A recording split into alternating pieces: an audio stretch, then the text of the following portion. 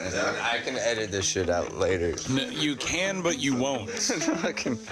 All right, everybody, welcome to Punk ass and Random Heroes Cheeky Shenanigans. Shenanigans. I am Jesse, you may know as Random Hero. And I am Nick, aka Punk ass. And today, on our third episode, we have our very first special guest. He's my best friend and probably hates you. His name is Aaron. Yeah. Welcome to the show. Hold on. What? Before he introduces himself. I already did. Well, him. Before he starts talking. Myself, Jesse already took care of it. But I just want to say, this guy is kind of like, if your families were going to blend together, he's like the douchebag stepbrother you never want. So I just want to get that out there. I'm not quite sure how to take that. I was working on that on the drive here. The funny thing about Aaron's history, though, is that he genuinely ended up having his mom marry his best friend in high school's dad. Yeah. And so his stepbrother, Casey, is like one of his best friends. Wait a minute here. You didn't know that? I didn't know that. Yeah. So I guess we'll kick this off by you telling the story. Might as well. Yeah, let's hear the story. Here we go. So my buddy Casey, me and him have known each other since high school. Really good friends. And at some point in like the early 2000s, we were hanging out at my house. The good times. My mom was there. We're not going to go into your mom just yet. Oh, we're going into your mom. Yeah, no, your mom's got to come. Don't worry. It's pretty moist. Anyway, my mom was there, and me and Casey were drunk, which is not a shocker at all if you know us. No, that's the shocker. That got me smacked once. By your boyfriend? I'm really pissed. This is going to be an awesome episode. Look on this face. Yeah. We have already derailed this story beyond. What were we talking about? Your mom banging me and. Yeah, okay. That's actually it. Jesse's my stepdad. Unfortunately, not every story we begin on this show ever actually comes to fruition, but. Yeah, right. I never complete. And I better point out, I do not actually think it's pronounced fruition. That is an intentional joke to all of you grammar Nazis out there. Yes. Yeah, there's me. It's fucking explicit content, guys. Yeah, Nick's already like, do I even need to be here right now? We've got Aaron. He's kind of handling Jesse and my job at the same time. I'm just going to go have a 30-minute tinkle again. Yeah, I could just, jack off over here in the corner. You guys can look at me every once in a while if you guys want. I prefer not to. I already told you I don't watch horror movies. Yeah, I'll use Valentine's Day. I'll use Jesse's stairs. But anyways, so Lawrence. Okay. Anyway, so my mom was bitching about being single, and jokingly, Casey said, "Oh, you should go on a date with my dad." Which is Lawrence, right? Which is Lawrence. Okay. Yeah. Okay. And so we wound up drunk dialing him and setting them up on a date, and they got married like not even a year later. And that was when again? Early 2000s? 2002, I think. Yeah, so... Was this the time... 16 years? Yeah. Yeah. Was this the time that Britney Spears just came out?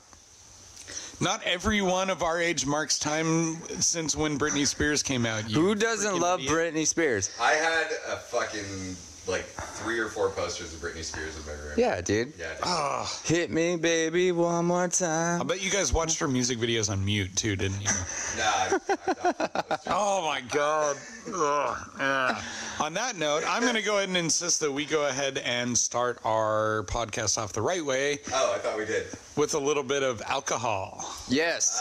Yeah, all right. Which, unfortunately, it's going to be my second shot, but y'all know what happens. Well, on this particular... Mine too. Yeah, and on this show, normally we just have one and kind of get into things, and I might have a beer as we go on, but I've been hitting these holiday cocktails from our party last night pretty hard today, so it's already been a good one. And Jesse came up with a name called Jesse Loves a Lot of Dick Drink. Yeah, that's what it's called. That's absolutely not what it's called. That's a different drink that was made up when I was a schoolboy. Oh, right. Sorry, I got the two confused. It's please put your big black dick in my mouth drink. I don't remember any black priests at the Catholic school, but... All right, yeah. Well, So I'll give you guys the recipe for that drink in just a second. But first, we're going to go ahead and take a shot. And then we're going to kind of get into some stories and some other various shenanigans and whatnot. So, Aaron, why don't you jump up here and grab your shot real quick? And Nick, do you already got yours? no, I was going to have Aaron. Oh, give it Aaron to got me. all three. I'll pass that. Since we came up with that new There we go. rule, the guest has to make the Yeah. drinks now. Yep, since Oh, Aaron thank is you. our first guest and there is not a more deserving one, we decided to begin a new tradition with any guest on this show where they have to be the ones to pour us the shot. Now, And if we're honest, I'll probably be their only guest. did you hold the spit, or did you spit in this? No, I put my dick in it. Oh, well, that's gonna have awesome flavor. Yeah. All right. Cheers, motherfuckers! It's my face. Oh yeah, yeah. That'll put hair in your balls. If you had any. That's why I need it. Oh, we all sound like we just shot whiskey except for Aaron who shot vodka. I'm fine. All right, Aaron, just tell me your life story. Fuck you. I know your favorite band's Wham. I know that. Yeah, that's what it is. I know No. you. I know you were excited when George Michael came out Yeah, I was super out of the closet. I know you were spreading your butt cheeks in front of the TV when you saw his face. Yep.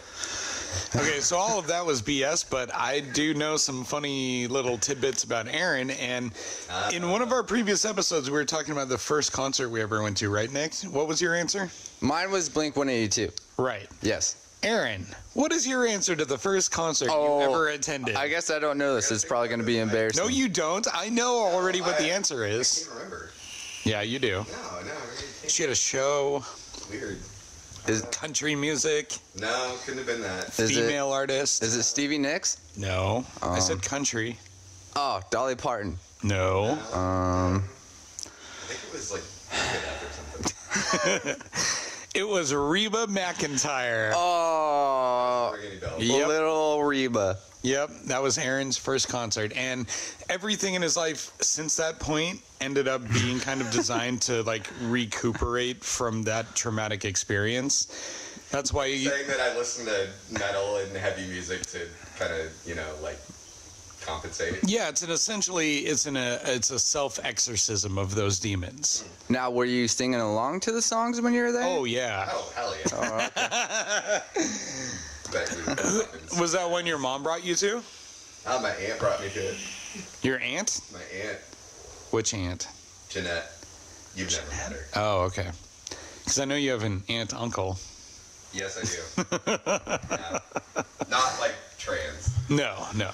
No. She's actually a really awesome person. We just we've made jokes occasionally. Occasionally. Yeah. I've never met this aunt. Is she good? Never met anybody. Is she good looking? No. No. Okay. How was Aaron ever supposed to answer that question? Yeah, first of all, it's my aunt. Second of all, look at me. Have you never been on Pornhub? I have, but not in that section. I don't go in the Granite Falls section. There's a section for Oh. Aaron's relatives on Pornhub. No, but there's always like, varieties of, I fucked my stepmom, or my sister touched my balls down there, okay. or Santa Claus, please don't rape me. I just remember that I have somewhere I gotta be. Anywhere other than doing this Yeah. right now? You're Yeah, stuck. this has gotten off to one of the worst starts ever as far as like actually having any decipherable Okay. All right. Well, outline here. for the show. But no, that's okay. Wait, there's an outline for the show? There's really not. But the thing is, like, we do occasionally want to try and get into the like meat and bones of a topic. However, this is also the first time we've had a guest, so we're learning on the fly. You're nervous. It's okay.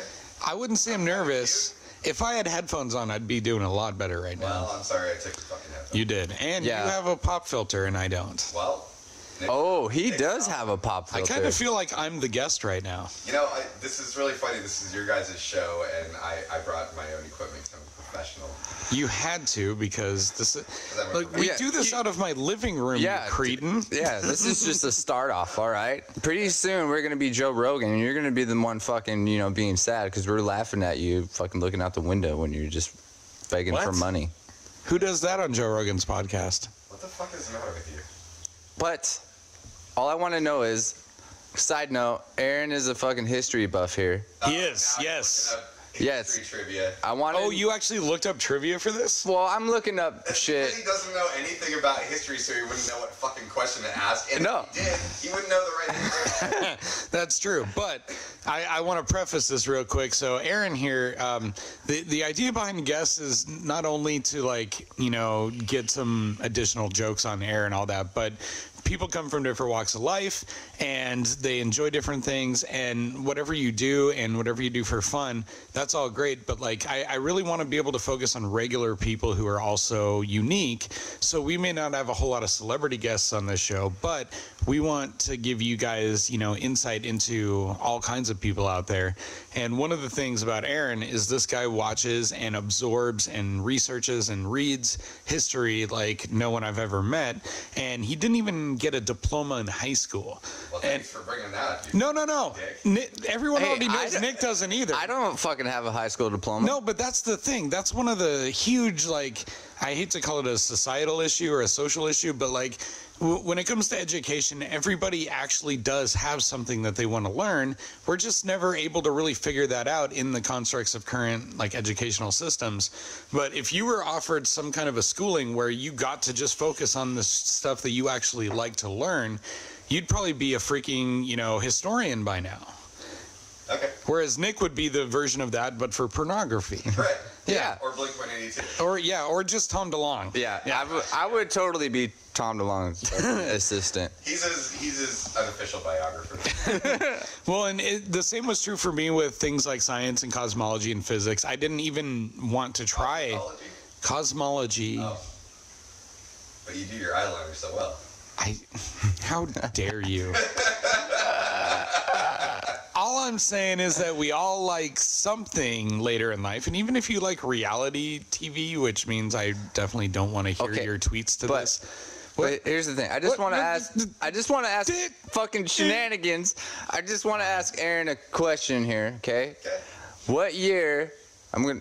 Did the Titanic go down? 1912. Okay. Now, do you know the exact date it went down? April 15th. God Even I damn knew it. that God one. damn it. And so, side note, one of my brother's birthday is on April 15th, and so my favorite thing to do to my relatives, instead of wishing them a happy birthday, is name fucked up shit that happened in history on their birthday. So you always get to start Steve's with the yeah, Titanic my sinking. brother's is always Titanic sank and everybody fucking died.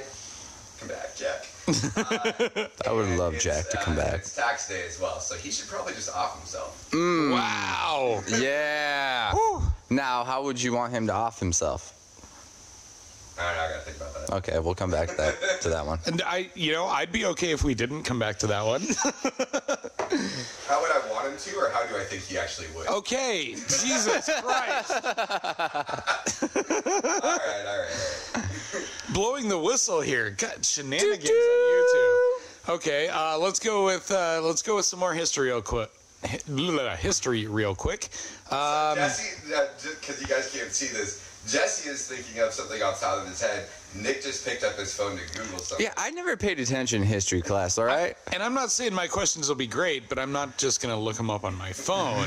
All right, fine. I'm waiting for this question. Let's see. All right, what was the name of the chief scientist on the Manhattan Project? Wrong.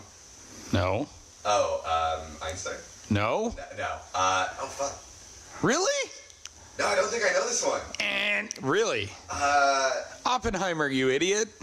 yeah, I totally didn't know that. Ooh, so apparently if it has to do with history and science, he's an idiot like everyone else. Yeah, they cancel each other out. Yeah, fair enough. Yeah. All right, let's see. So here's a cool thing. Aaron is also a master level scuba diver in the PADI Yeah, program. I always forget about that. And no, but many years ago you got the chance to go dive on the wrecks in Truck Lagoon. Yeah. Tell us a little bit about that. We're talking scuba diving here, so. Yeah. Truck Lagoon, pretty much nobody's heard of it except for divers. But in 1942, it was the site of Operation Hailstone.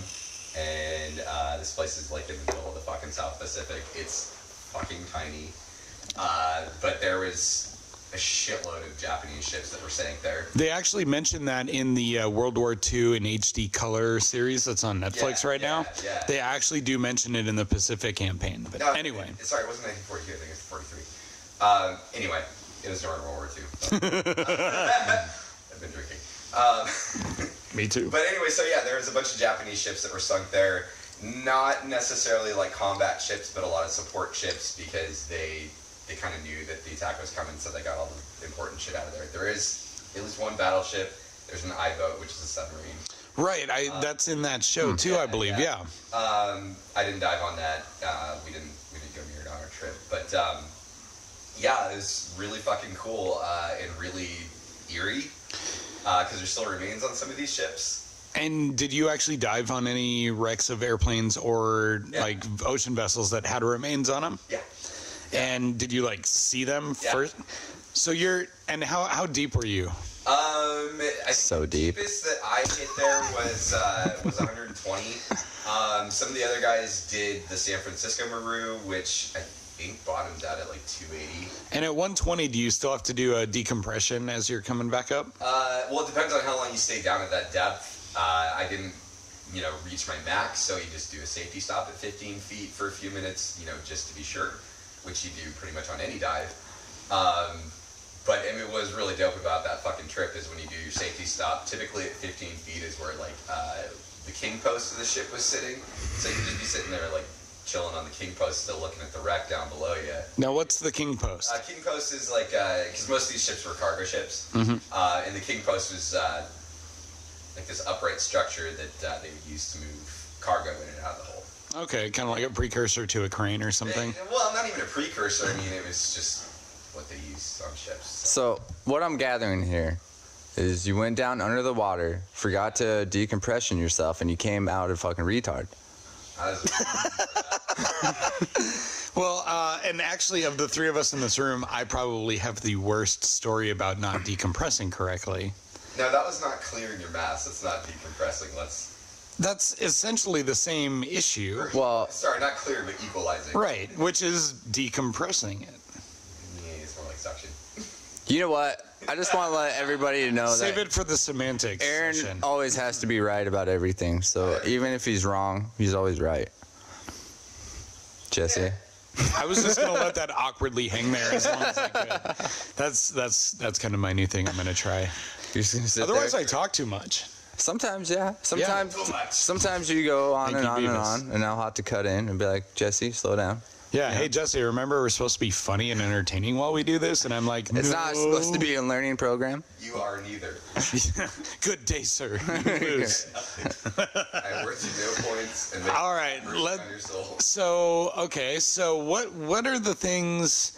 Now, I know that you do really pay attention to a lot of World War II stuff, but like aside from that, what are the historical things that kind of grip you a little bit? Why are you fascinated with history so much? Yeah. I have no fucking idea. Okay. So It just clings to you like herpes. I got it. Yeah, and trust me, the herpes. Nick gets it and herpes all the time. It was really weird. Like, I really didn't give too much of a fuck about history until I had to do summer school, and I finished everything early, so I got really bored and just read the history book from front to back. And I was like, actually, this is pretty fucking random. Do you think that anything would have been different had you picked up a science book to do that with instead of history? Yeah, you could have fucking... What was I gonna do, cure AIDS? No, you could have made meth.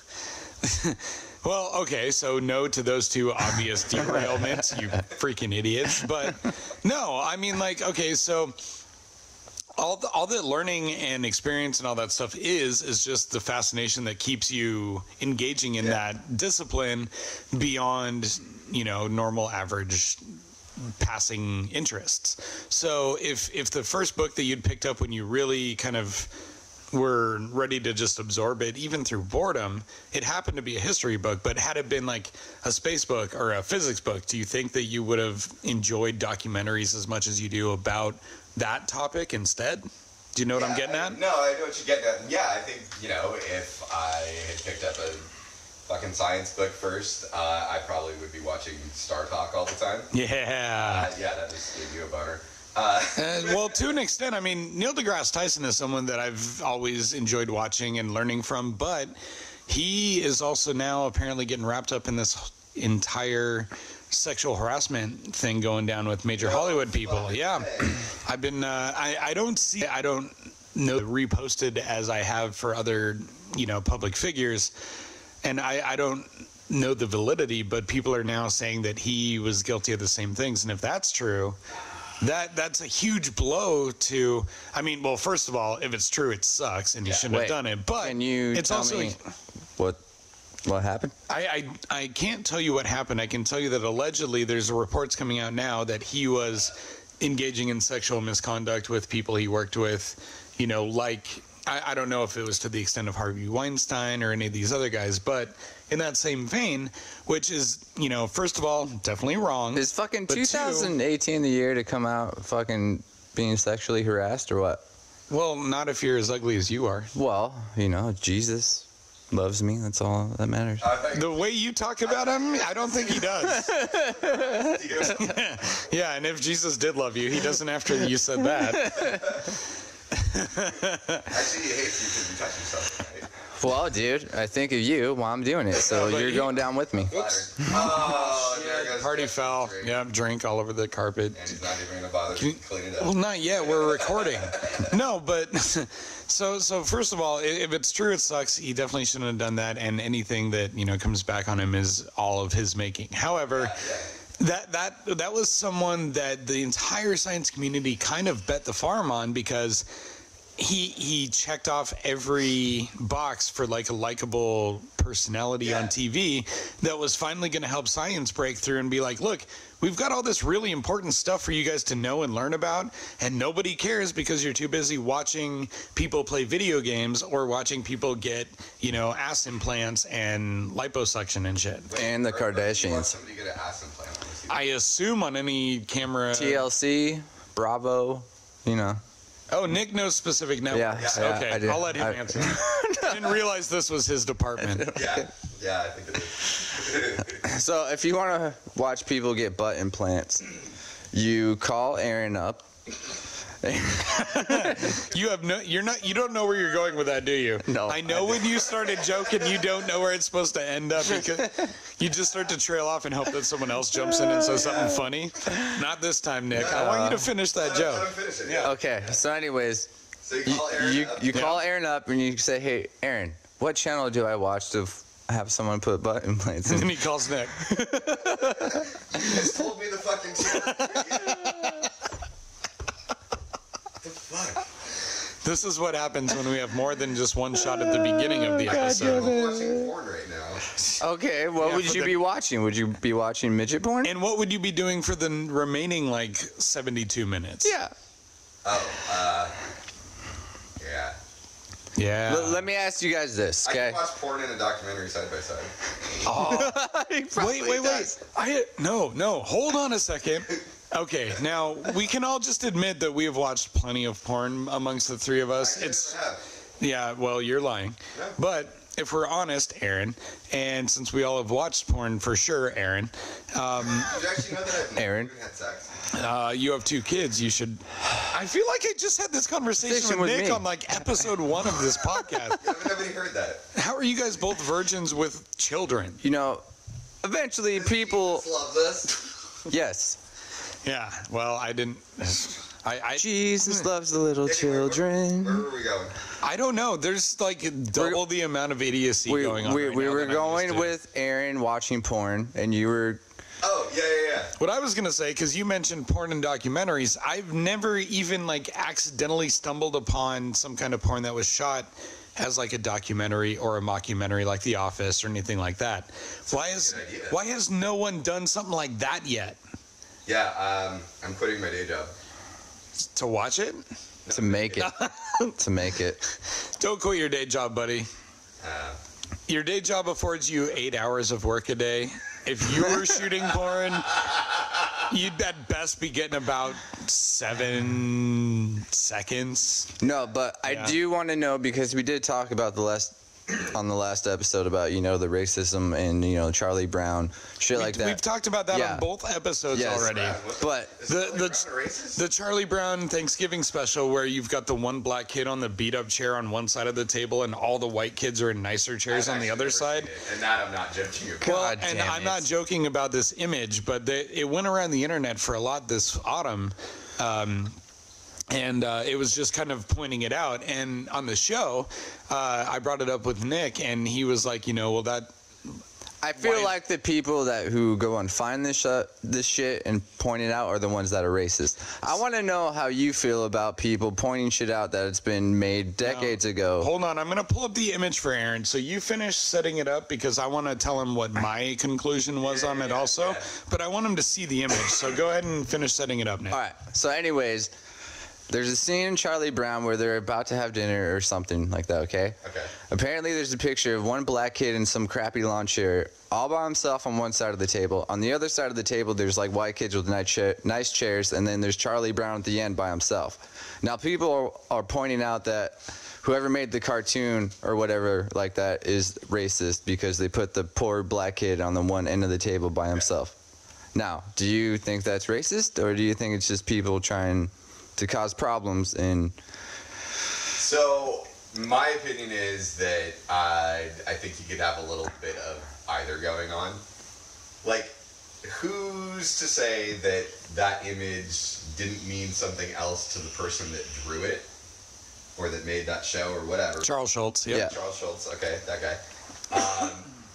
You know, who's to say that he didn't do that as an intentional thing to make people notice differences like that, or it just could have totally just been something random happenstance that he fucking didn't mean anything by it.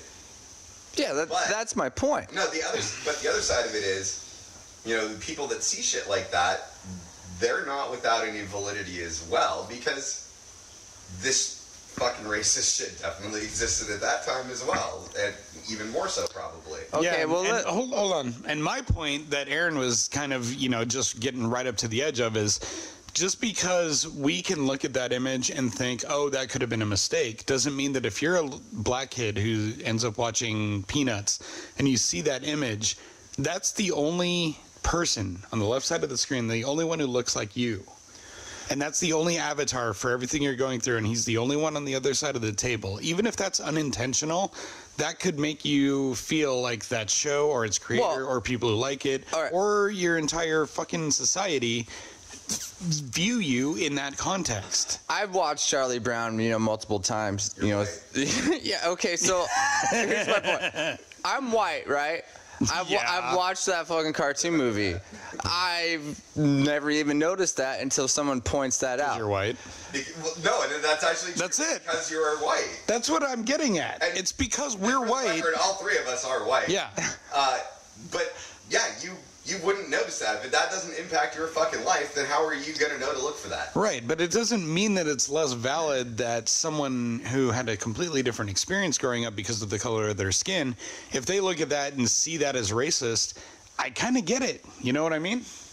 I still don't get it. Yeah, because you're an idiot. I still don't get it. I feel like people are trying to find, you know, I'll say attention to themselves, or trying to fucking just cause drama as usual. And that could be it. And to another extent, I also think that there really needs to just kind of be an overall context applied to things like that. And if you watch the bulk of like Charlie Brown specials for Christmas and Halloween and everything else, and if you watch the show, contextually, there's nothing that really makes it jump out and say racist to you. Okay. I agree with that, now, in my opinion. You know, I don't know a whole lot about history, okay? We already clarified this. Now, apparently neither does Aaron. I thought he did, but Oppenheimer.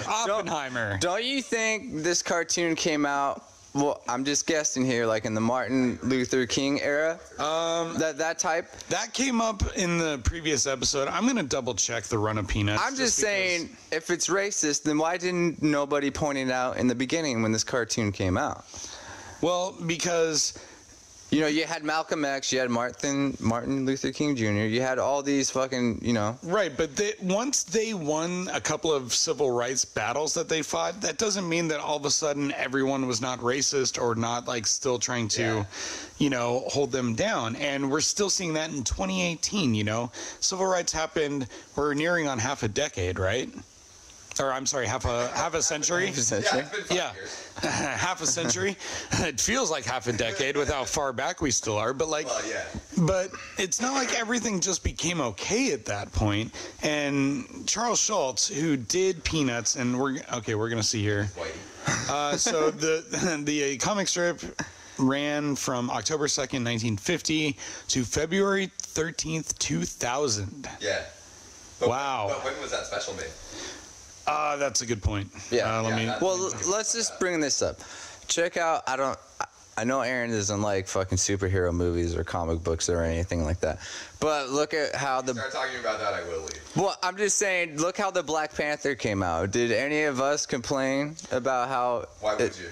Yeah, but why would you? That was a dope-ass movie. It is a dope-ass movie, but I'm not sitting there being like, oh, they're racist because there's just a whole shitload of fucking black characters. It happens in a fictional African country. What do you want? But I'm just saying, that's my point. People are pinpointing out stupid shit that shouldn't even be a problem.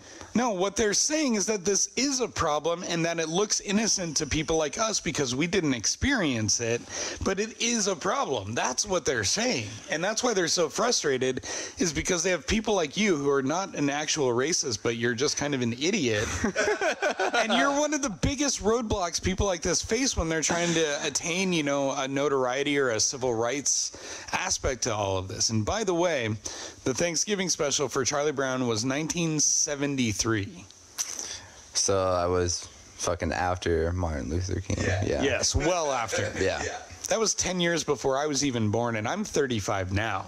Okay, well, we'll just settle the score now and just say Charles Schulz is fucking racist. I'm not saying No, that. no, no. I'm really We'll not. just- But what I'm saying is... just missed every point fucking completely. This is why he works on this show, though, is because I'm the idiot who's always trying to actually convince him of stuff. And even if he totally gets it, which I think he does, he's still going to be like, I don't know. Yeah. And you need that a little bit in this discourse so that we don't take ourselves too seriously, I think. So I'm going to tell you guys something really funny. Do it! Okay, so as you guys probably all know, everybody listening, I mean everybody in this room obviously knows it. All three of us? The three of us play in a band together. Yes. Pride We Fail. have mentioned this, Aaron, in context of the band previously. Yeah, I heard that, AKA Resonance. Why? I don't remember. Because we were watching Freddy Got Fingered? Probably. Nerd. Anyway, so me and our bass player Eric were working on something for the band. I think we were either mixing or mastering. I can't remember which, but we were talking about Nick and the fact that he just completely comes off like a total fucking dumbass. Which I love it. anybody that has listened to this show has obviously noticed. But then he will trick you. Because he came over to learn some audio shit from Eric because he wanted to record this stuff, and apparently he's all into fucking taking notes and he actually remembers shit. Yeah. And Eric was like, I didn't think Nick was actually that fucking smart. See, Like, yeah, he can surprise you every now and then. see, here's the thing. Nick okay? likes to keep standards low. That's exactly what I love doing, because then people don't expect much of you, and then you don't let them down. That's kind of like my philosophy is like everybody thinks I'm a really big fucking pessimist, but if I always expect the worst, then I'm not disappointed. Yeah, and I heard this one quote, and I'm sorry that I can't give you a direct attribution to who gave it, but the quote goes, an optimist feels this world is the best that it can be. A pessimist fears that that's true. Yeah. And to me, I love that because I've always felt like an optimist myself, too, even occasionally a little bit, I guess, gullible or naive. But the thing is, like, I always do look for the best in people and always want to give them that one more chance to really redeem themselves. But that doesn't mean that a pessimist is wrong for just being like, yeah, this is going to hurt you again, man. Yeah. And yeah, there's a real element of reality that is completely lost on you if you're only an optimist. But you can't only like be a pessimist 100% of the time, and you can't only hang out with pessimists, because that's how suicide cults form. You know what I mean? Like, Yeah. that's a drain. That's a self-fulfilling prophecy where you and all of your buddies think that, you know, a razor blade and a bowl of punch with some, you know, rat poison in it is the only way out of this incredibly depressing moral coil that only you are deep enough to perceive on all of the levels of its ridiculousness. Meanwhile, there's people out there having perfectly happy lives without ever thinking twice about what their purpose on this planet is. And it's like, what makes them any worse off than you? Yeah, Aaron. Fuck you, Nick. Fuck Hey. all of you guys. Anyway.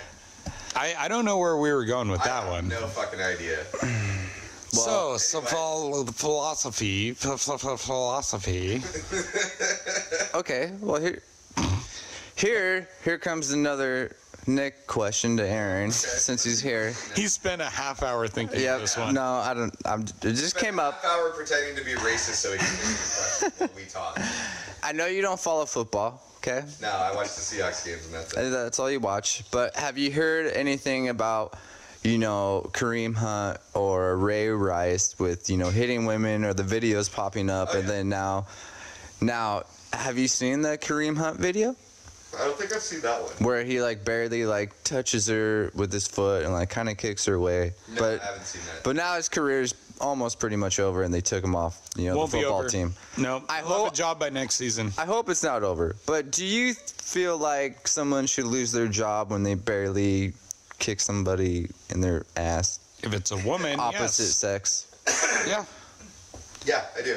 You do? Yeah. You do? Okay. Yeah, and this stems back to a history that me and Jesse both kind of share to not to a small degree, a large degree. Did you punch Jesse? Did you hurt him? I punched him in his clit. Oh, okay. No, we each had authoritative male figures do that for us. Yeah. Oh. So me and Jesse are both, I guess you'd say, childhood trauma survivors. Thanks, Mr. Social Worker. Oh, yeah. Yeah. If you can believe it, Aaron helps homeless people and whatnot.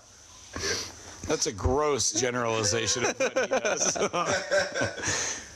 Yeah, he's the idiot driving around giving them all money. All the fucking time. No, so me and Jesse both you know, grew up with that kind of thing going on, and so I can't speak to his exact viewpoints on shit like this, but you know, a big issue for me is any sort of unwanted physical Woman beating? Yeah, basically. Fucking touch her, you're a piece of shit. I agree with that. I do. Oh my god, I thought I was gonna have to get in a fight. No, but I watched the video. You've seen the video. It wasn't as bad as, you know, Ray Rice fucking knocking his fucking wife out down on the fucking elevator floor. Yeah. I'm just saying sometimes there's situations where women think, you know, they're tougher than us, or they want to try to be the same equal value, and they push our buttons and we actually react, and then, oh, we're the fucking assholes. Yeah, well... if you react like that, your reactions are fucking wrong. Yeah, and here's the thing is that when you are... And I'm going to have to qualify this statement because, look, I believe that everyone is equal as far as, like, their individual person versus mine, but... It's foolish and naive to believe that we are not physically different if you're born a man or a woman or whatever. Right. So if you were born a man and you're fit enough to be drafted and a star of the NFL, a company that is built around guys who are in the peak of their physical form and dominance.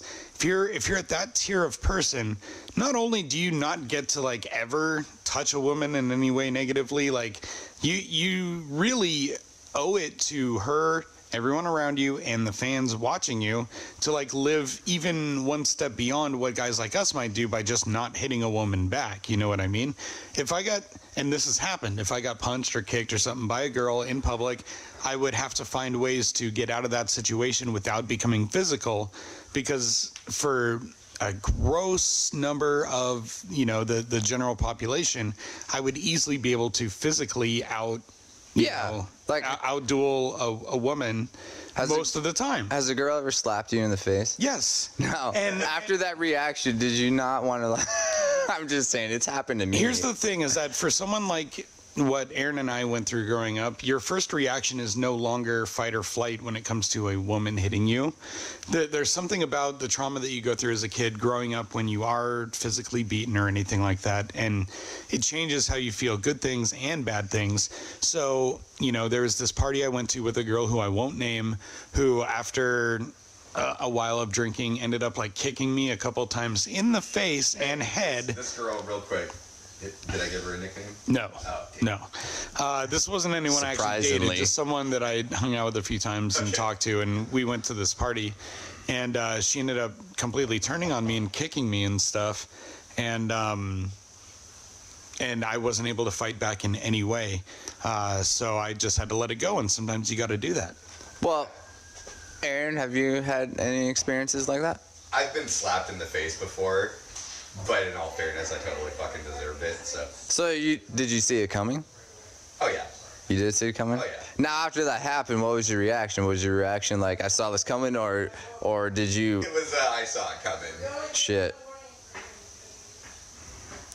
Well, it seems like we got some stuff going on around here. We could always edit it out, Let's deposit. Okay, we can.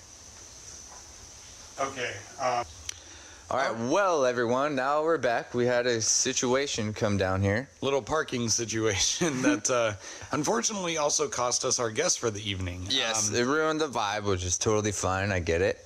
Well, I get it if you're not a professional like us, but he is kind of a little bitch. Little bitch time. No, as we mentioned, we do this show out of our living room, and so obviously we have neighbors and stuff, and he ended up parking in one of our neighbor's spots, and despite all the noise she makes, and we've never made any issue with, she decided this was one battle she wanted to fight, and so Aaron just figured he was going to head out for the rest of the evening.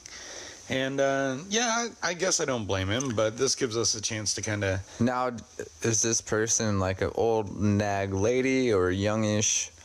I wouldn't honestly call her either. This was the first time there had been any type of friction with us at all since we've moved here. We've been here about 4 months now. Yeah, well, I've experienced, people living above me, and people that live above you are always fucking loud and don't care about the, people underneath you. Yeah, and yeah. So obviously she probably got something up her ass tonight and wanted to take it out on her fucking parking spots. Yeah, it can happen, and whatever the reason, you never know. Maybe she's got some kind of OCD, and maybe that's something that really throws her off for the day. I don't know. Ultimately, she was in the right in that it was her parking spot, but I think that she could have handled it a lot nicer since we had never had an issue before this, Yeah, especially since it's the holidays as well. Well, Christmas. I'm not going to say holidays. Because... Coming up, in fact, it's less than a week away now. Yeah, you know what? I'm really having a hard time trying to shop for, my girlfriend or whatever. Really? I suck at shopping. You're not just gonna buy her another engagement ring? No, I'm not going to do that. I'm going to wait for, the right time this time. Oh, good. And not just do the surprising mailbox, theory. But what would you... Because I've tried to buy her shit in the past. I've tried buying her shit, like a t-shirt or clothes. The only one thing that I did do good was buy her a record album. And, she loved that. Yeah. But I suck at the whole, clothes, shoes, purses department. And I feel like that's what every girl wants. How would you go about, buying? I'm the last guy to ask about that stuff. I don't usually... In fact, I've never in my life, up until this year, had a girlfriend around Christmas time, New Year's, any of that stuff, Valentine's Day. I've been almost perpetually single my entire adult life. So I'm not great at that stuff, but at this point in my life, at 35 years old, I'm the type who thinks, be direct, just ask her, what are some things that you would like as a gift? And if she tries to say nothing, then at least you know that you tried. Yeah, you know what's funny? funny? When you get her a gift certificate to Subway or something, then you can be like, next year be specific. It was funny because it was a little bit ago, and she was saying how, oh, don't worry about presents, you know what I mean? Let's just not do presents this year. And then fucking comes out, oh, well, you should know that's just what girls say. You know, yeah, you need to give me some. You know, it's shit like that. It's just funny. Sometimes you got to play the game. Yeah, you no. just do. And I mean, a guy. I wasn't going to not get her a gift because I know that game, but it's just funny how they do try to do that. Yeah, and I know that you're smart enough to see through that one, and I mean that's kind of the same thing for everyone. Even my parents are trying that one this year, but I still feel like I got to get them something, you know, just because I get a feeling they're gonna do the same thing.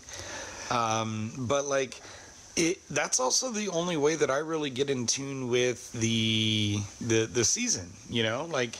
Christmas doesn't mean anything if I have no one to like exchange a gift with, you know? Yeah, it's not always about presents. It's not, but that's what makes it feel a little bit more like this specific time of year, the time of year that you grew up feeling, the type of year you grew up loving, and the type of thing that as adults, oftentimes we grow up kind of missing because we sort of lose that sense of family or community as we move out and kind of do our own thing in life. Yeah, it's supposed to be about friends and family and, you know, spending time together. You know what I like doing? I like baking. I do. Really? Yeah. What do you like baking? Lately, you know, like for Thanksgiving, I made a homemade apple pie, and then I made homemade pecan pie. I get into these, you know, shows on Netflix or whatever, like the British baking show. I love watching, you know, these types of shows. So then it gets me in the mood to be like, oh, well, maybe I could fucking do this. And then I'll look up recipes and I'll try to do it. But I do make like the perfect buttery pie crust. Really? Yeah, it's really good. I would love to have you try that. Apple pie is actually the only kind of pie that I ever eat. Yeah, see, I hate pumpkin pie. I don't like it. Can't do it. Pumpkin anything. But pecan's one of my favorites. But the problem I'm having with the apple pie, it's, you know, it's fresh. You know, like the apple pie movie. You know what I mean? What?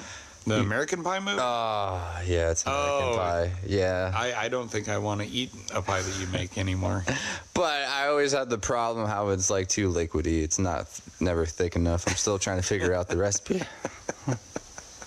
So anyways, back to football. Back to football? Yeah, back to football. Were we talking about football? No, at one point in time we are. I'm just trying to bring it up with Aaron. Yeah, I was trying to bring it up with Aaron, but he doesn't know anything about football. No, he doesn't even know what a fucking touchdown is, if it saved his life. He does. If it was a vagina in front of his face, he wouldn't know what a touchdown is.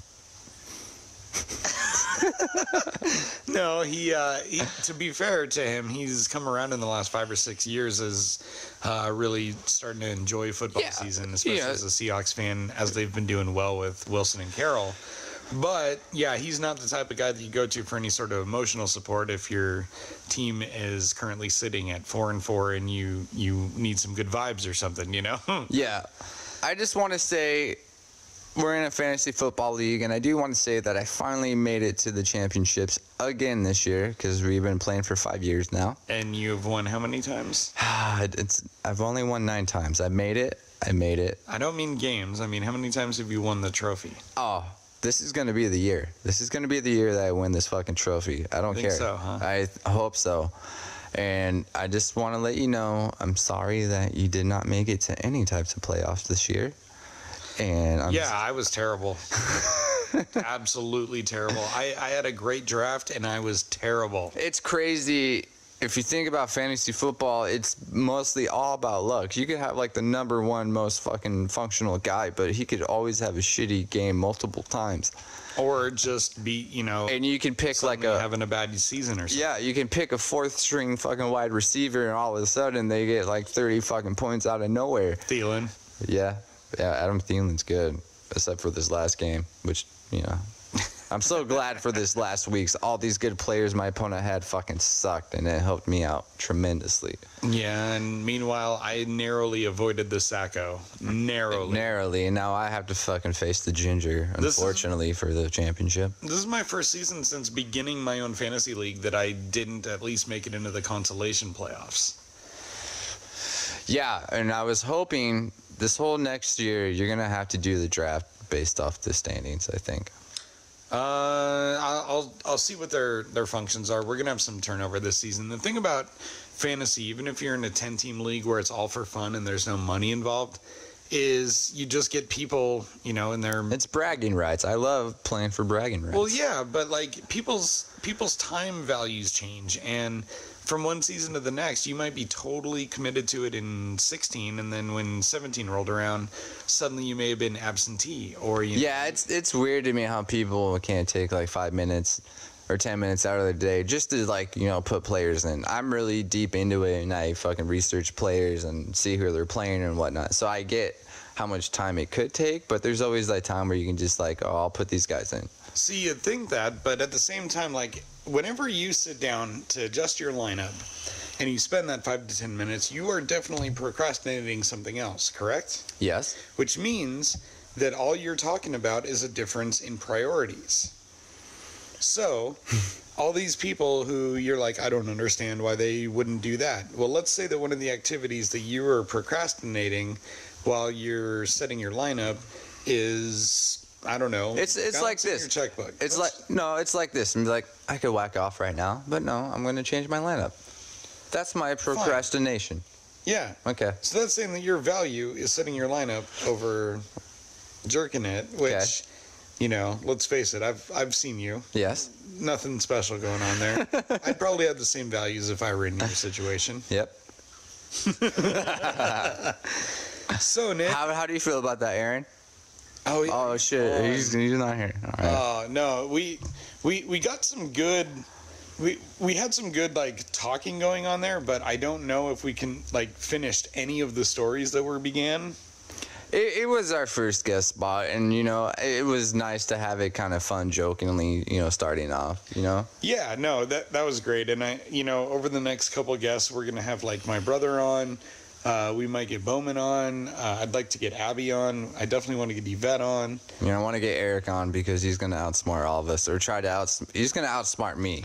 Dude, I love the fact that I was able to ask Aaron a very basic, like, World War II era question, and he didn't know, like, that. That's crazy because he fucking watches and sleeps to the fucking History Channel. Yeah. I know this from experience. Yeah, and I thought that I was giving him a softball to kind of set up this intense, like, foundation of historical knowledge, forgetting that he just doesn't seem to care at all about science. Let me ask you a question. Yeah. Since I didn't really finish high school, I didn't go through all the fucking grades. Did you have to read Romeo and Juliet through high school? Yeah. Okay. Now, my girlfriend made me watch the Leonardo DiCaprio Romeo and Juliet movie because I'd never seen it, which it was actually really good. I loved watching that. It's not a bad reimagining. Now, when I was watching it, I kind of know about Romeo and Juliet. I never had to read the book. I never have, which I probably should. At the end, I thought, you know, they both drank poison, and that wasn't the case. It was, you know, Romeo drinking the poison, and then she killed herself with a sword or, you know, gun. Well, according to this new age fucking movie they made or whatever. Yeah. But I got it totally wrong, and it's just crazy to me. Now, it's so that is kind of the way. They didn't have guns in the Shakespearean version, obviously. Yeah. They had swords, but in those days, like, swords also had names. So you see guns in the remake having the names of swords from the Shakespearean version. I didn't notice that. It's kind of an updated trope there. And then, so in the Shakespeare version, I believe that it's very similar, where basically she thinks that Romeo's dead. Meanwhile, he had taken, like, the fake poison. Mm-hmm. And so she kills herself. And then he ends up taking his own life at the end, I believe. And I think in the movie, DiCaprio version, it's just flip-flopped, where it's Juliet who kills herself at the end afterwards. Yeah, she does. He drinks the poison or whatever because he thought she was dead because she took the fake poison or whatever. Yeah. And then she wakes up to him drinking the poison, and he's like, oh, what the fuck? And then he dies, and then she starts crying, you know, all the emotional, and then shoots herself in the head or whatever. See, and that may be how it happens in the Shakespearean also, because the dialogue in that film is all lifted directly from it. So they updated the setting and the characters and the costumes, but they kept the dialogue the same. Yeah, I think they actually, you know, read the script of how it was, I think, in the movie. Yeah. Which I thought was pretty awesome. I don't know. It was a really good movie. John Leguizamo, Leonardo DiCaprio. Why am I not thinking of her name? Claire Danes. Was that Juliet? That's Juliet. Is it? Yeah. I heard that Leonardo DiCaprio like chose her to play that part or something like that. Well, I mean, I read some stuff that if he chose her to play it, then he definitely ended up regretting that decision because Really? apparently by the end of production they hated each other. Really? Yeah. Wow. And I mean, that's not really worth much. If you work at any job you've ever worked at, there is someone you hate working with. And That's a in given. his case, it just happened to be a co-star. That's Or in her crazy. case, Because you have to like pretend to like love each other, and that's got to be hard to do when you hate each other. And that's how you know that they're a good actor. That's how divorces happen. Yeah, where's Aaron for that one? Yeah, Aaron, can you give me some input on that? Oh, you know, guys, it just happened. Okay, thanks, Aaron. Oh man, I wish that we could have gotten into a little bit more. You guys you'll definitely get to hear more from him, and Yeah, this is probably gonna be like a shorter episode than usual. I don't know about all that. Well, you know, fucking crabby bitch cunt lady upstairs. You know, fucking. Maybe she needs to get laid. I don't know. You know. I mean, it's possible, but at the end of the day, like, I'm all about giving people slack because I tend to usually appreciate slack when it's given to me. Yeah. So I love slack. Yeah, and really living here, that's the first time any of the neighbors have had any issue with anything we've done. And myself and my roommate are bartenders, so we come home at 2, 3 in the morning sometimes. Sometimes we're not ready to go right to bed. So there's a lot of grace that can be given and received if you choose not to fight little battles like that. You know, let's talk about bartending here. We've never done this. All right. All right. What's the do you get pissed when nobody leaves you a tip? You know, honestly, it depends on the situation, but I'll be totally blunt. Most of the time, I don't know until the end of the night what even happened because I don't look at slips when I pick them up after you've, like, signed out your tab or anything. Is that just like a work thing or just like a conscious thing? Like, It's both. I mean, if you look at every single tip and you count everything that you're earning, then you're going to keep track of that all night. And it's going to be taking up part of your brain, and you're always going to be worried about that. so I'll tell you my feelings about it, and I want to see how you react, okay? Okay. You know, unfortunately, you know, I work at Boeing, which is a good job since I've lasted there that long. You know, Yeah. you get a good pay rate after 6 years or whatever. You got a huge raise after Yeah. 6 years. So anyways, this is how I feel about tips, okay? It's going to make me seem like an asshole, but You are. I know. Anyway, so I work my job. I don't get paid tips or anything because that's my hourly wage. Yeah. It bugs me a little bit when you have to go to like coffee shops, restaurants, bartending or whatever, and you feel like an asshole when you can't afford to tip them or you don't want to tip them because that's their job. That's what they get hourly. But then people come back at me, well, they expect tips or whatever because, you know, that's part of the job. I don't know how you feel. You see what I'm saying? Yeah, this is an issue that's kind of been around since industries developed the tendency to tip versus not. Like, I'm good with people being like, oh, you did a good job, here's extra money. I don't like it when you're expected to tip them just because it's part of the job, even though I have a job. Multiple people have jobs where they don't get tips at all. Mm-hmm. And they just get what they hired up for, which is their hourly wage. Yeah, and another aspect of this is the fact that we're in Washington State, which is a lot more strict on like minimum wage laws than places like, you know, in the South, like Georgia or South Carolina, Florida, somewhere down there. Mm-hmm. If you go down there to a diner, the person there isn't making their state minimum wage from the restaurant. Yeah. They're making like $2 an hour. And then the tips are whatever they get on top of that. That's how they're able to actually make money. And I get it. I get the argument that, well, if you knew that going into it, why would you take that job and whatever else? And that's totally valid. It really is. Even in my job, you know, I'm doing this, and it's like, why would I take this if the actual wage I'm being paid isn't enough to cover it? And it's just like, it's like driving through Oregon. I can pump my own gas, but then I feel like an asshole now. You pump my gas for me because it's like state law or whatever. You can't touch the gas pumps, and then you feel like an asshole when you don't want to tip them because you can pump your own gas. Well, it took me a while to even know that it was like a social convention to tip like gas station attendants in Oregon, and I lived there for years before I really even considered it and was like, oh, am I supposed to tip these guys? Yeah. So look, there's a couple layers at work here. Number one is the layer of ignorance. If you don't know if you're supposed to tip someone, you've already got an out. You know, you don't have to go around tipping everyone for everything. You just don't. So if you don't already know that you should, don't do it. But what I would say as someone who works in the industry, because some people have it a lot worse off than I do and some people have it better, but whatever. If you're going to go out and have a couple drinks, you should make sure that you're bringing enough money to tip. That should be built into your evaluation of your evening. That's what I'm going to say, because if you come to a bar and you buy 3 rounds and you don't tip anything, and that person's done all that work, then it's not that you're actively being a douchebag, but you're certainly not valuing the effort they're putting in. Because I'll tell you something else, their bosses definitely don't. No matter where you work, no matter what you do in the industry, your bosses don't give a shit. Well, yeah, I've learned what you do or how much money you make. The people that make your drinks, I've learned that if you don't like show a tip or something for the first time or the second time, maybe it's going to be a while till you get like another drink or something like that, or it's not going to be made as good. Yeah, well, and it may not even be... here's the thing I'd say.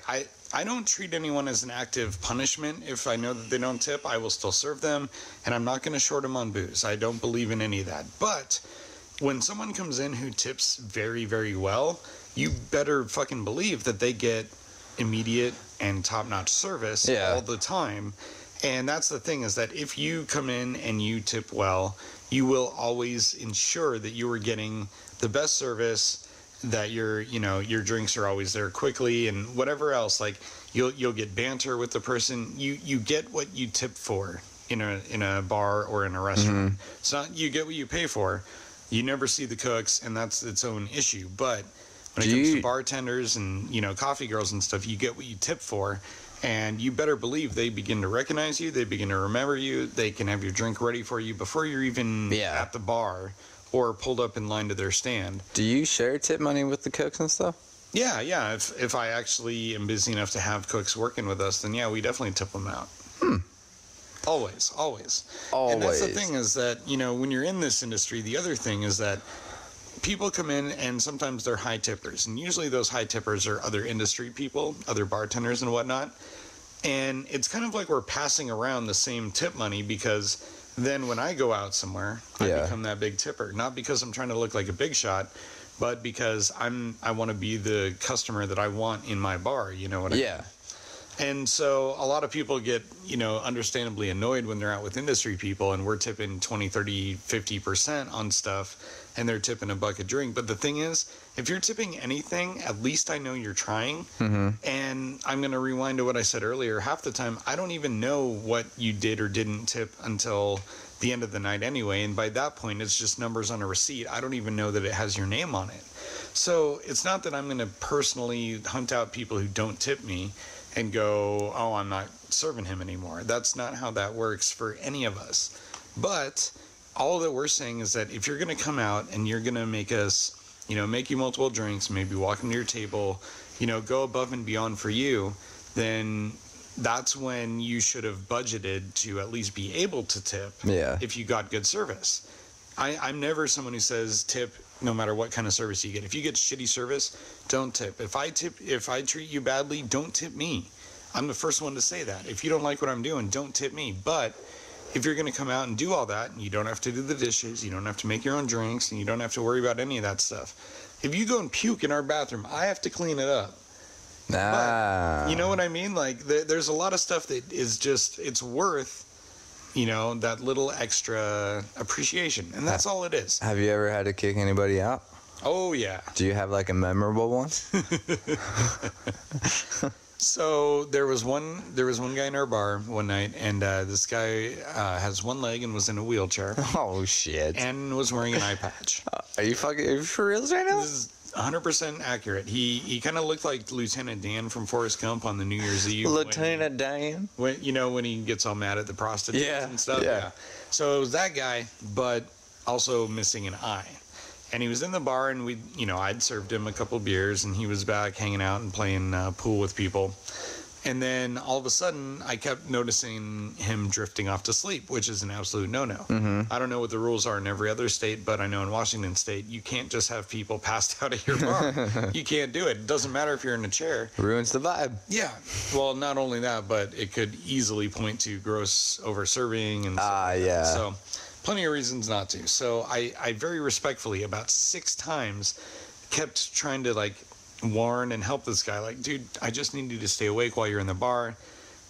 You can't be sleeping in here. I get it, but I need you to not be doing that. And so he was taking me up on all those opportunities I gave him, and finally, after about time 5 or 6, I was like, look, Yvette, this is the last time. If I have to tell him again, I'm kicking him out. Like, I'm just tired of it. He's not listening. So it happened, and I told him I was not going to serve him and that I needed to pull his drink and ask him to leave and all this stuff. And that flipped a switch in this guy. And Yvette had come in to grab his beer, and he tried to grab it out of her hand. And that once you become physical with a female bartender I'm working with, I need to step in and make sure it's okay. So I come right up to the guy. She manages to get his beer away because he had let go of it to start swinging on me. Wow. So this guy's like trying to punch me. So and I he's in a started wheelchair. backing up. Funny. In a wheelchair, and he's wheeling towards me and swinging. And I just started backing up, and I'm walking backwards towards our front door, past every patron in the bar. And this guy is yelling at me the whole time, and he's like, "Hey, come on, you fat piece of shit! Why aren't you fighting me?" And I totally ignored, on some kind of subconscious level, I totally ignored his disability and went right for his mental capacity. And I was like, "Look, you moron! You're in a wheelchair. I have nothing to gain by fighting you. Why would I swing back? Like, no, you're done." And meanwhile, Yvette had come up behind his chair and grabbed, the little handles on the bag and just wheeled him the rest of the way out of the bar. That's fucked up. He had no chance at all. No, but like, I was never gonna fight him. Even if I won, which would have been very likely, like, there's nothing to gain from that. I don't know why. I feel like people take advantage of those situations, because if you're in a wheelchair and shit like that, it's just, if you try to fight back, you're the asshole. Well, yeah, but like, if I was... are you saying people in wheelchairs take advantage of their situation? I'm just saying, like, if... Right there, he wanted you to fight him, right? But if you actually fought him and, kicked his ass or whatever, you're the asshole because he's in a wheelchair, even though he asked for it. Yeah. Well, I mean, there's definitely...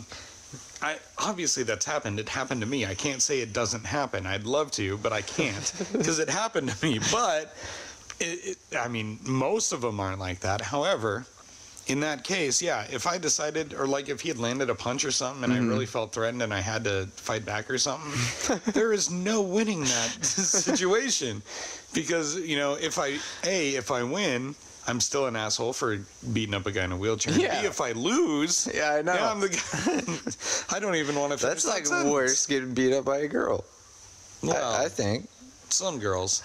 I follow a couple females on like Instagram and Twitter that definitely look like they could whoop my ass. Well, yeah, no shit. But if you got your ass whooped by like a 5'1", skinny girl, with like my roommate. Yeah, like a kick to your face or something like that. Well, if you keep asking her about anal sex randomly when we're doing this podcast, I may end up having to fight her. Well, that would be lovely. That would be like a live UFC show. I think I'd be laughing as hard as I was when the guy in the wheelchair was trying. Well, no shit. I wouldn't do anything. I just lay there. I can't wait till we have her on too, because the bartending questions that you want to ask me and the stories that I have are all through the lens of a guy who is still, in his mid-30s as a single. Well, yeah, I mean, man. It's always going to be different on a girl's perspective as well, because. And that's what I really want to get on this show, is a whole different perspective on maybe even some of these same people, because I just think that'd be really fascinating for people to see the difference, in viewpoints between a guy who is, 5'10" and, 200 and some pounds and fit and ready to, take someone on versus a girl who's like 4'9" and, 90 pounds soaking wet with a rock in her pocket, still is able to, personality-wise, take control of a room every bit as efficiently as I can. There's a huge difference in perspective on that I think people really need to hear. Well, maybe we should try to keep this failed guest starring show going, and next week try to have her on for like half of the show or something, or the full show. Yeah, we may do that. And I definitely, we've got a whole bunch of people who are really interested in doing this and kind of waiting. I'm glad we got to get Aaron on first, even though it was shortened, because at least he participated while he was on air, you know? Yeah, it seemed like he was comfortable enough, he was going at it. Yeah, just got a little interrupted, and I think that spooked him, He's like a little deer. Goddamn society. Doe, a deer. Doe. Female deer. Hey, when I say the word moist, does that, make you feel weird? No, that's one of those words I love saying around people who I know it bothers, because it's just funny to see their reactions. Now, moist. I feel like this is every girl. Not every girl, but most of them. When you put their hand moist on of them. moist all of them. When you put your hand on their stomach, they always feel weird, correct? Who? What? Women? Yeah. I feel like that's like a weird spot. Like women always feel like weird when you put their hand on their stomach. I don't think they're any weirder about it than guys are. Like, that tickles me if someone just puts their hand on my stomach. Well, I'm just saying, a lot of women have insecurities, and for some reason it's always like their stomach area or something like that. Are you sure that's an insecurity, not just being tickled? Yeah. Yes. Look it up. Google it. Google it. We're gonna Google this after the show's over. Like that box over there sitting on the ground in my apartment says, "You're an idiot." That's just perfectly placed there for you to read. It is. In fact, that's one of those games we may have to see if we can kind of revamp into a podcast-friendly format to, kind of get. It's not that I want to be a hacky podcast where we have to do games and stuff, but if you can take concepts of games and relate them into a slightly more adult or audio-friendly format, there can be some seriously fun and interesting stuff that happens. Well, yeah, just by playing a game with someone. I was listening to another podcast, and they sometimes if something pops up, they'll watch a video live or whatever and react to it. And recently, do you know who Randy Couture is? The UFC guy? Yeah, he was a local boy too, right? Local to Snohomish County, in fact. I believe so. Yeah. Have you heard the shit about him lately? No. Apparently, there's a sex tape sort of that leaked with him in it, and it's just him masturbating in front of the camera, and then all of a sudden he turns around and shows his asshole or whatever, and then eventually you see a girl in there, so he was making it for this girl he was with or whatever. But now there's a sex tape of Randy Couture out there just fucking whacking off in front of the camera, and it was just funny how they were reacting to it. And it's just crazy having a UFC fighter that you would think that would not do that at all. Now there's a sex tape of him and his fucking wang out there. Well, the only problem I have with that whole story is I don't know if I can accept you calling that a sex tape. That sounds like an unsolicited. It's not like a Kim Kardashian sex tape, but it's just something out there that I would not. You know what ever. That is? That's the 2018 version of an unsolicited dick pic. He wasn't happy just sending a photo of it. Now it has to be moving and engaged in an activity, and that's all that is. Who wants to watch themselves? Who wants whacking to video off? them? Exactly. If you never watch it, why would you ever even want to tape that? The last thing I want to see is my own vinegar strokes. Vinegar strokes. I love vinegar strokes. Yeah. Who's your favorite character on the league? It's really hard, dude, because I love all them. I'll say Pete's my less favorite. Pete is? Yeah, because Kevin's hilarious. Taco's mostly hilarious, and I do like Ruxpin because he's just. What about Andre? Oh, I gotta take it back. Fuck. This is a stupid conversation anyway, because the show's already been canceled and completed. Yeah, I know. Have you ever listened to Steve Rossini's fucking comedy bits Steve or whatever? Renasazi? Yeah, that's it. No, I love his stand-up now. Did you hear about the whole thing with him and the lying about his involvement with 9/11? I do remember kind of hearing about it. I remember hearing the bit or something like that. Yeah, and a lot of people, understandably were very upset about the way that it seems misrepresented his involvement and his location and all that stuff during that event. And I get that, I really do. But at the same time, whenever I've told the story of how I was connected to an event like that, if I was actually there, I honestly got to admit that I'm usually kind of guilty of doing the same thing. Yeah. Where I'd call it more of an embellishment. And I mean, Where were you when it happened? 9/11? Yeah. I had just woken up. I had one of those little Nokia, very early cell The phones. fucking Nokia phone. Yep, the one you could play Snake on. Yeah. And my girlfriend at the time called me, and it was like 6 or so a.m. Pacific time, so I was still asleep. She was at work. Called me, freaking out, and I was still waking up on the phone, so I didn't quite understand. And then I went down the hall and saw my mom, and she'd been watching TV. And, there's all this stuff about one tower being knocked down, and then while I was in there with her, the second one hit. And, that was a wild thing. And if you were over there like he was, I don't believe anyone's disputing that he was over there. It was just kind of the extent to what his involvement was. But, like, if I'm being really, really honest with everyone listening, I'm probably the exact same type of person where I might have ended up getting caught up in that a little bit and trying to use it as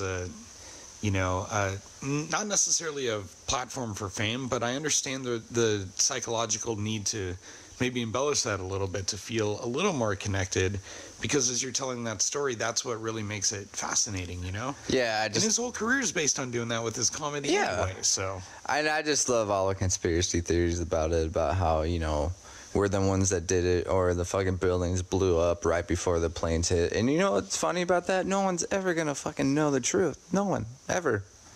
Because you know what? Even if someone did say the truth, they're going to say, oh, well, that's a conspiracy. So no one will ever know what actually happened. And that's the thing, is that while I agree that I don't think there will ever be a general consensus over what happened, I think that there's already half the population who knows what happened. It's just the other half aren't willing to accept it. Yeah, it's always happens like that. Like I've heard, oh, they really didn't kill fucking Bin Laden. Where's the body or something like that? You know what I mean? Yeah. It's always shit like that. And it's like, when Bin Laden was killed, which was what, 14, 15, somewhere in there? Oh, I know it was the Obama era. Well, yeah, but that only ended in 16 with Trump, so. So it had to be like 8 years ago. Something like I think it was when he first started. Well, regardless, so that happened. And the thing is, like, this is still well after 1999, well after 2000, 2001, all this stuff. We're living in the current age. If our troops go over there and they kill Osama bin Laden hiding in a cave or something, the last thing that I want to see is a corpse paraded on the news to prove it. Like, yeah, I'm good with you just telling me that's the way it is. I don't need to see that. So there has to be an acceptable level of just, okay, if you guys are telling me this story in this way, then it's probably true.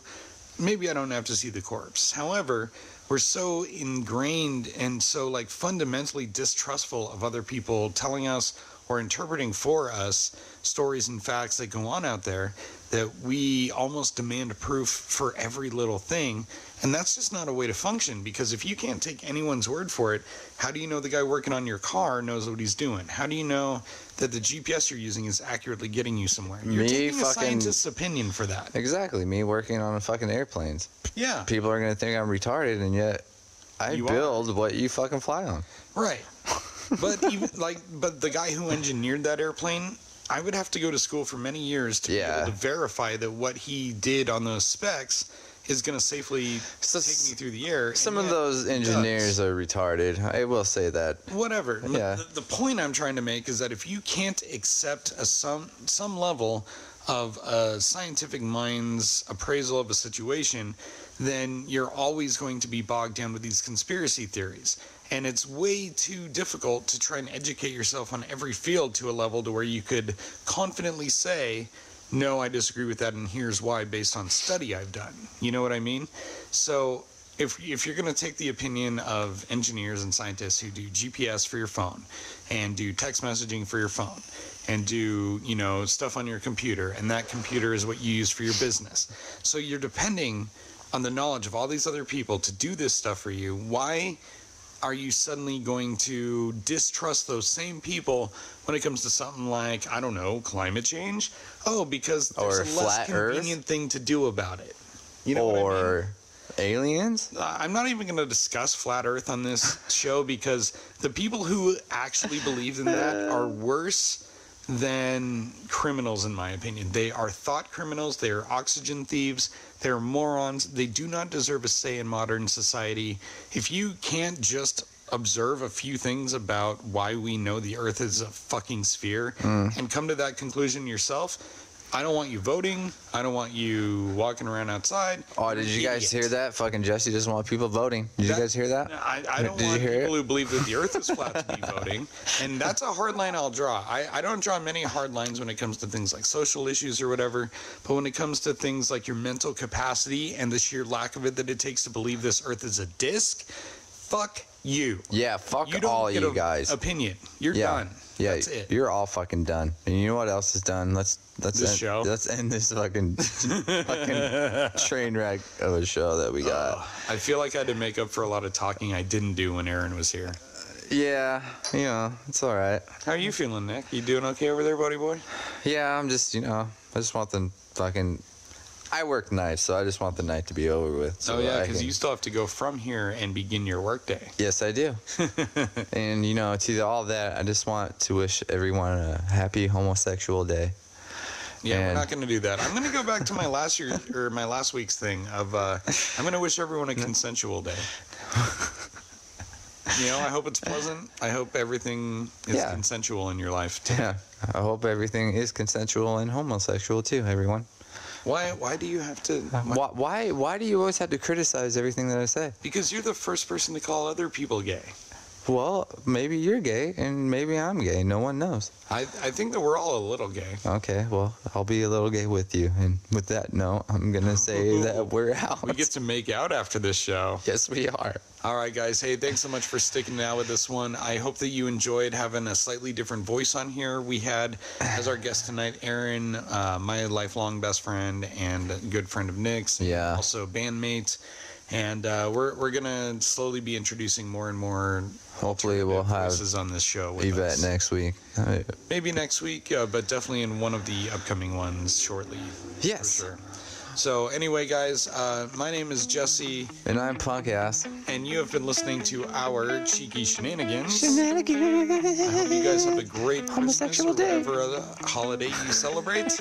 We are going to get out. We're out, man. Peace on earth and goodwill towards man.